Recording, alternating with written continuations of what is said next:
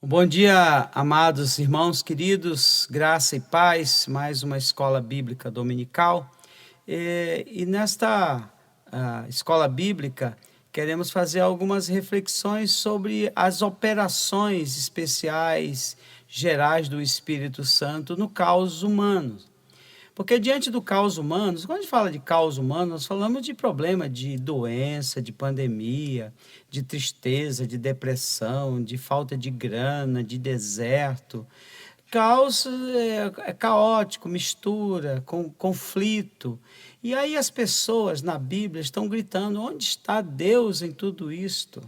E a gente aproveita isso para levantar essa questão: onde está Deus em tudo isso? Ora, nós cremos num Deus transcendente, Deus está acima de tudo isto.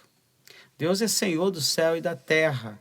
E quando a gente fala que Deus está acima de tudo isto, nós podemos entender como Deus alienado a tudo isso, Deus que não participa disso, porque Deus é de paz, Deus é de amor, é de perdão, é de graça e misericórdia. Como é que ele estaria no meio desse inferno humano, das desigualdades, das crises políticas, religiosas? De que maneira nós podemos ter olhos espirituais para ver as operações? Quando a gente fala das operações do Espírito Santo, o Espírito Santo é Deus. Quando a gente fala da Trindade, nós estamos falando em termos econômicos: o Deus Criador, o Pai, sustentador de todas as coisas. Nós falamos do Deus Filho, o remidor, aquele que veio em carne para destruir as obras do diabo. E nós falamos do Deus Espírito como o agente santificador e aquele que aplica a obra de Jesus na cruz. Então, as operações especiais do Espírito no caos humano vai muito além do que o conceito das ações do Espírito Santo dentro de guetos religiosos. Ele age na face da terra, no coração dos homens. Nós vamos ver de que maneira ele faz isso, e com que objetivo e com que finalidade. A primeira coisa que queremos destacar que a essência da operação do Espírito Santo no caos humanos é levar os homens, as mulheres, as pessoas a colocar a obra da redenção de Cristo no seu coração. Esse é o objetivo final. Para isso ele usa de várias estratégias, cria circunstâncias para que, no final, todos possam se voltar ao sacrifício vicário de Cristo, a obra da redenção. E quando a gente fala de redenção, nós estamos falando de caminhos abertos, de pecadores para Deus. Nós estamos falando também de bênção de salvação. Nós estamos falando também de mérito de Cristo. Nós estamos falando também de conselho da paz, da Trindade, antes da fundação do mundo. Então, tudo isto foi muito planejado, muito elaborado, foi criado, foi redimido e é aplicado essa redenção no nosso coração. E há um olhar de fé que vê isto. Quando entendemos essas operações do Espírito Santo através do próprio Espírito que nos convence por dentro, aí nós conseguimos viver em paz no meio da guerra. A paz que ele estabelece na alma não é cessação de guerra, é em meio à guerra, em meio ao tumulto. Deus, ele está no meio de tudo isso, convencendo homens de pecado, da justiça e do juízo através do sopro do Espírito Santo. Primeira coisa que você precisa entender: o Espírito Santo age na terra para levar o homem, para levar o ser humano a uma conversão, a aceitar que em Jesus Cristo o caminho se abriu para Deus. Ponto. Agora, como é que se aplica isso? Como é que ele aplica essa obra? Qual é a sua estratégia de resgate? Como é que ele faz isto? Bem, nós vamos perceber isto na obra da criação. Primeiro ele vai criar o quê? O que nós podemos chamar de pano de fundo. É a criação redimida. Na Bíblia você tem um panorama em que o Espírito Santo renova a face da terra. E que o Espírito Santo, ele cria ambiente próprio para que o ser humano se converta. A criação é um grito de Deus que ele é real, que é tremendo. Então é uma criação redimida. A criação, ela recebe um sopro especial do Espírito que faz com que produza seu fruto, para que o ser humano não morra, para postergar a vida, para que ele se arrependa e seja salvo. Simples assim. Vamos simplificar as coisas. Tá? Então, a primeira coisa que ele faz no processo de remissão, de redenção, de santificação, da aplicação da obra da cruz no coração humano é criar um ambiente próprio para isso. E a criação é o ambiente em que os seres humanos têm a oportunidade de se voltar para Deus. para fazer parte de uma operação especial. Primeiro existe uma operação logística geral, seguido de uma operação especial no resgate, na conversão das vidas. Essas operações gerais do Espírito Santo, criando primeiro um ambiente próprio, os céus proclamam a glória de Deus. Essas operações, essas ações do Espírito Santo para trazer o ser humano, para aplicar a obra da redenção de Cristo na cruz, no coração dele, ele age na restrição das ações pecaminosas dos humanos. O Espírito Santo veio ao mundo para convencer o homem do pecado, da justiça e do juízo. E aqui eu quero dizer uma coisa importante para nós. Se o Espírito Santo não estivesse agindo no caos dos homens, isto não teria mais, não existiria mais vida humana aqui. Se deixasse por conta das ações pecaminosas humanas, da arrogância humana e das ações do diabo, se não existisse uma restrição especial do Espírito Santo na alma humana, não existiria mais vida aqui no planeta Terra. O fato de ainda existir família, existir princípios, ainda existir alguma verdade, é uma ação que restringe. O Espírito Santo, ele põe limite nas ações humanas. Ele põe limite em Nabucodonosor, em Hitler e tantos outros. Isso são ações restritivas. Nem pense que todos os seres humanos estão livres para fazer o que quer, a hora que quer. Eles vão até certo ponto. Eles são limitados porque o Espírito Santo age, intervém, coloca limite nessas ações. Essas operações, além dele criar um ambiente próprio na Terra, favorável para que o ser humano se arrependa, se volte para Deus, restringindo o pecado, e também na administração de bênçãos gerais. Nós estamos passando assim, rapidamente, uma visão geral dessas operações, independentemente dos méritos humanos. Uma coisa interessante que o Espírito Santo faz na face da terra é abençoar, é favorecer as pessoas independente do seu status religioso. Como assim? A bênção não está ligada especificamente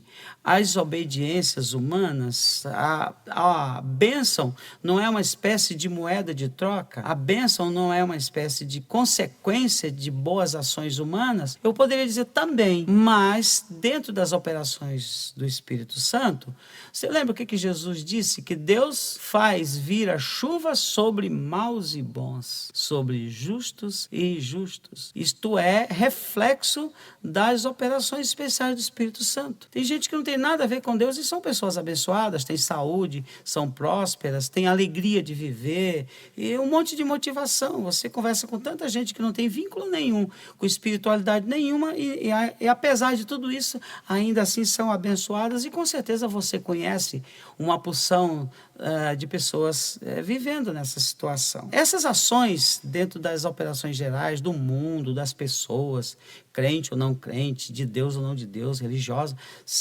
nós não podemos nem sequer fazer esses limites, essas cercas, mas ele age de uma maneira geral, na restrição do pecado e nas bênçãos. E também na obra expiatória de Cristo. Aí nós chamamos a obra expiatória de Cristo de base legal. Ele faz isso baseado em quê? Qual é a legalidade para isso? Ora, dentro das nossas compreensões do mundo, tudo tem uma base, né? Você faz qualquer coisa nesta vida fundamentado em uma lei, em um princípio. Você não se joga de um prédio do 20º andar porque você tem uma base muito bem definida, tem uma lei da gravidade que diz que você vai morrer. Então, baseado nisso, você preserva a sua vida. Tudo tem uma legislação, tá? O mundo é regido por leis. E essas ações do Espírito Santo favorecendo e restringindo o homem é baseado no Calvário, é baseado na obra expiatória de Cristo. E todas as coisas boas que acontecem aí no mundo, esta é uma afirmação geral da Bíblia, é baseado o quê? Nos méritos da cruz. A cruz não só traz a salvação da alma, como traz salvamento para o planeta Terra. Um morreu por todos, logo todos morreram. De uma maneira geral, o sacrifício do próprio Deus na cruz, e o Espírito Santo aplica isso baseado nisto, e ele favorece, ele aponta caminho, ele convence do pecado, porque tem essa legalidade. Por isso que ele tem misericórdia, por isso que ele age tanto nos bons quanto nos maus, tanto nos justos como nos ímpios, de uma maneira plena. Mas isso não é injustiça? Não. Eu estou falando de ambiente. Nós estamos falando de pano de fundo. Nós estamos falando de que ele está agindo na terra, favorecendo com que as pessoas finalmente entendam que são pecadoras e que precisam da redenção para encontrar acesso ao Pai. Por isso que ele está trabalhando nesses bastidores. Ele trabalha na montagem do palco, para que esse ser humano fique frente a frente com a glória de Deus e entregue e se renda ao senhorio de Jesus. Agora, quais são os meios dessa operação? Ele está agindo, ele está criando esse ambiente. Quais são os meios? Como ele opera? Como isso é visto? Os meios são os seguintes. Primeiro, na revelação de Deus. Deus se mostra a todas as criaturas. O apóstolo Paulo diz aos romanos que todos têm conhecimento de Deus. Eles negam por escolha. Conhecendo a Deus, não glorificam como Deus. Isto é uma escolha, isto é uma responsabilidade. Mas os céus proclamam. Então, o Espírito Santo usa a revelação geral de Deus na natureza, na consciência humana, enfim, na lógica das coisas. Ele também, o outro meio que ele usa das operações gerais para criar um ambiente para a conversão da alma humana são os governos. Os governos, pastor Jair, como assim? Os governos são corruptos. Como é que o Espírito Santo usa os governos? E olha que nos tempos bíblicos, governos eram infinitamente piores do que os nossos dias. Eram absolutos. Havia uma tirania assim imensa. Mas ele diz que Deus usa governos para quê? Qual é o objetivo de Deus? O Espírito Santo usar os governos para restringir as más ações e estabelecer a boa ordem e a decência. É para isso que existem os governos. Tira da tua mente aspectos corruptores e aí você percebe que Deus estabeleceu o governo. Tanto é que manda orar pelos governantes. E o apóstolo Paulo aos Romanos 13 diz que não é para se revelar contra o governo. Nós podemos protestar as ações malignas, isto sim, mas os governos são colocados por Deus para o nosso bem. Está nas Escrituras e o Espírito Santo usa os governos. Você sabe que é uma outra coisa muito simples que o Espírito Santo usa nas suas ações especiais? A opinião pública. Aqui é interessante. Você tem medo da opinião pública? Todos nós temos medo. Todos nós tememos e trememos diante do que os outros falam a nosso respeito. Mas o Espírito Santo usa isso até para a gente se cuidar. A opinião pública nos restringe. Aí você tem que ter cuidado com o que diz, porque se o outro entendeu errado, isso vai levar para o vizinho e daqui a pouco vira uma confusão geral e você não quer pagar esse mico, você quer se dar bem. Então ele restringe, ele mantém você na linha através até das bocas malignas. Você tem que se cuidar contra isso. E isto é usado pelo Espírito Santo nas suas operações gerais. Pode ter certeza. E por último, ele usa um outro meio muito interessante, são os castigos e as recompensas. Muita gente usa essa expressão, que Deus visita a iniquidade dos pais nos filhos até a 4ª geração. Significa que ele pune as iniquidades, que ele intervém nas iniquidades. E ele faz misericórdia até 1000 gerações daqueles que o temem, daqueles que lhe obedecem. Então, essa questão do castigo e da recompensa é uma operação geral. E nós temos essa compreensão geral. E esse conhecimento todos nós temos, das boas e as más ações, como trazendo recompensa ou castigo. E ele permite, e ele faz isto. Mas isto não significa o fim. Isto significa o quê? Que ele está agindo na face da terra. O que mais nós podemos falar das operações gerais, da missão do Espírito Santo em aplicar a obra da redenção no coração do humano, usando os meios, usando a revelação, tudo isso. São os efeitos dessas ações, como nós percebemos essas ações gerais do Espírito Santo no caos dos homens. De que maneira você percebe isto? Os efeitos. Primeiro, ele posterga a execução da sentença. Nós vamos já ler alguns textos que fala sobre isso. Ele adia o juízo. Isto é importante, isso é a obra do Espírito Santo. Isto nós chamamos de paciência de Deus, não querendo que nenhum se perca. Não é da vontade de Deus que o ímpio morra na impiedade, mas que se converta e seja salvo. Por isso Deus, ele posterga.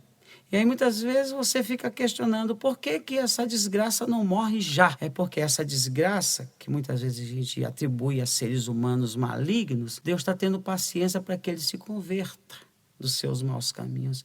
Assim como ele teve paciência comigo e contigo. Foi bom você não ter morrido antes de se converter? Acredito que sim. Mas quantas pessoas pensaram e desejaram a sua morte por conta das suas e das nossas más ações? E Deus teve paciência e postergou a execução. É claro que vai chegar um ponto em que, usado todos os recursos do Espírito Santo para trazer o ser humano ao arrependimento, isso quando for esgotado, aí ele vai executar, mas mas ele posterga, ele tem paciência. E segundo, ele refreia o pecado no indivíduo e na sociedade. E isto está muito claro a respeito da interrupção dos sistemas de governos corruptos, dos impérios, dos tombos que acontecem, dos domínios que tentam se perpetuar na raça humana. O diabo, ele quis se perpetuar e ele tem essa pretensão, mas ele foi expulso do paraíso. Ele quer sentar no trono, criaram a Torre de Babel e caiu a Torre de Babel, a Torre da Confusão. E assim, os homens tentam se estabelecer na terra para sempre através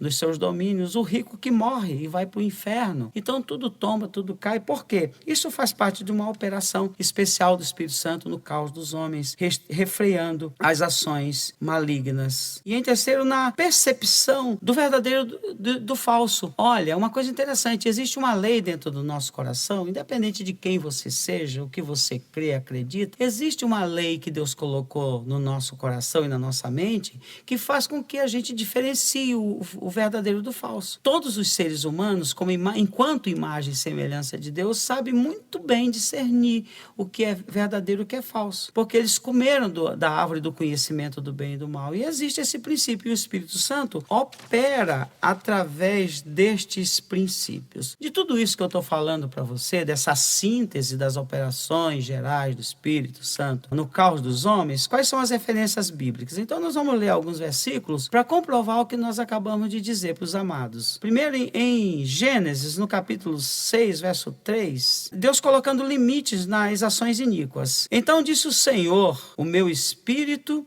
não agirá para sempre no homem, pois este é carnal, e os seus dias serão de 120 anos.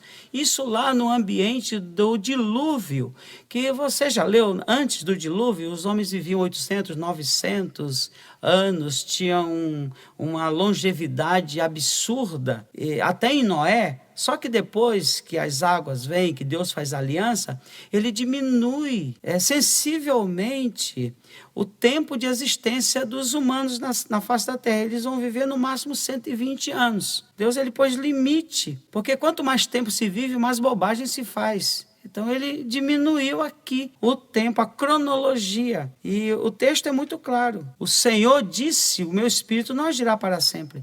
O espírito age em tempo limitado. Por isso que ele limita a cronologia. Enquanto ele limita o tempo, o Espírito Santo está agindo nesse homem, mas não vai agir para sempre, porque haverá um juízo final. Isaías, no capítulo 63, o verso 10, diz assim: mas eles foram rebeldes e contristaram o seu Espírito Santo, pelo que se lhes tornou em inimigo, e ele mesmo pelejou contra eles. O profeta Isaías, condenando as más ações do seu povo e das nações iníquas, diz assim, que eles contristaram o Espírito Santo. E há uma exortação no Novo Testamento para não entristecer o Espírito Santo, porque se isso acontece, o Espírito Santo se torna inimigo e vai lutar contra os rebeldes, restringindo as ações. Dura coisa é cair nas mãos do Deus vivo, dura coisa é bater de frente com Deus. Há outras passagens também que falam das restrições das ações, que é interessante. Em Gênesis, capítulo 20, verso 6, respondeu-lhe Deus em sonho: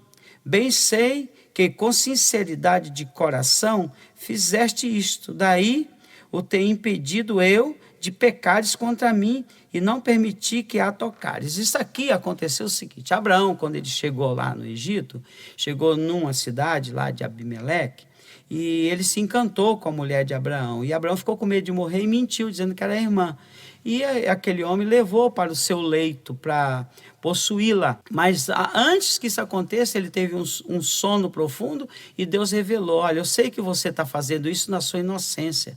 Eu sei que você está fazendo na sinceridade. Você não sabe de quem é essa mulher. Ela é esposa do Abraão. Então, por isso eu estou agindo para que você não toque nelas. Eu estou impedindo, eu estou restringindo. Você não vai até as últimas consequências. Conhecemos um monte de casos de pessoas que planejaram executar, mas Deus impediu. Ele colocou uma mula no caminho de Balaão. Olha, para de fazer essa bobagem. Ele age para restringir, não chega até as últimas consequências. Quantas vezes vem tentação na cabeça para a gente fazer negócio ruim, para infidelidade, para tanta coisa, e muitas vezes você recebe aquele grito, aquele choque de realidade do Espírito Santo. Você vai se dar mal, você vai quebrar a cara. Se você chegar às últimas consequências, a casa vai cair. E é assim que ele faz, é assim que ele fez com aquele homem lá que, na sua simplicidade, ele ia cometer um ato que ia trazer uma maldição terrível para a vida dele. Também em Romanos, capítulo 2, verso 14,